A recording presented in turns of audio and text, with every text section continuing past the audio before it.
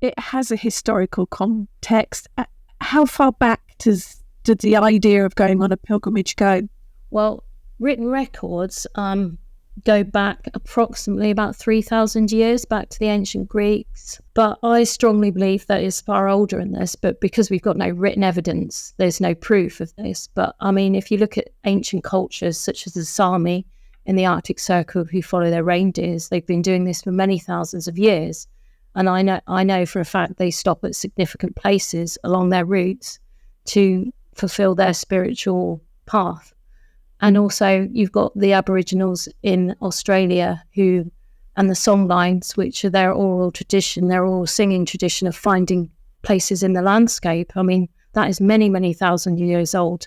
And although it's not called a pilgrimage, it kind of fits in the mould of a pilgrimage, I think.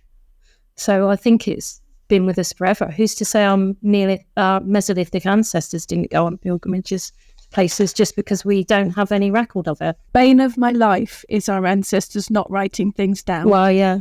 From a research point of view. Either that or they wrote it down on wood and it got burned, which is the bane of my life. Yeah, could be.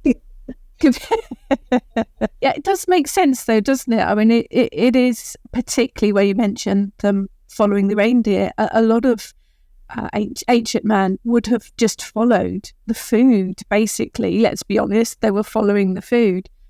So it makes sense that they would stop at certain places to, I guess, make offerings as well. Might have been for food and nice weather, and because that's what they needed to survive, didn't they? So that makes sense. Yeah, I mean, if you look at a place, for example, like Blickmead, which is near Stonehenge, they often find the rocks that have changed colour in the water.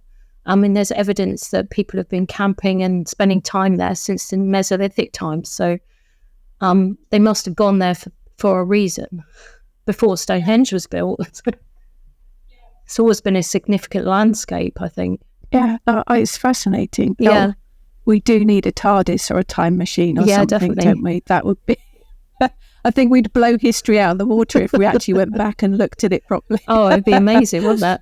Mind you, Oh, yeah. We'd have to learn the languages, though, wouldn't we? Unless we had the TARDIS, which translated it all for us. So, yeah, TARDIS, babelfish, something. Yeah, we definitely need translators. Yeah, or Duolingo or someone. It would be fascinating. To find, really as well, what drove people to go on pilgrimages, why they felt the need. Why do we feel the need these days as well, I guess? Escape, sanctuary from modern life is probably one of the reasons. But ancient men didn't have that. So I wonder what drove them to go on pilgrimages. So I guess as well for me, when I think pilgrimage, I do think of knights and, on crusades. Oh, okay. Yeah. Sailing ships full of explorers. But obviously, we don't have those today in modern times. Probably just as well, really. Probably just as well. Unless you are in Glastonbury, I'm fairly sure I've seen knights in armour in Glastonbury. Maybe not the sailing ship, but... Although I do live by the ocean, we do have some fairly old ships down here, but people don't tend to take them out on pilgrimages these days.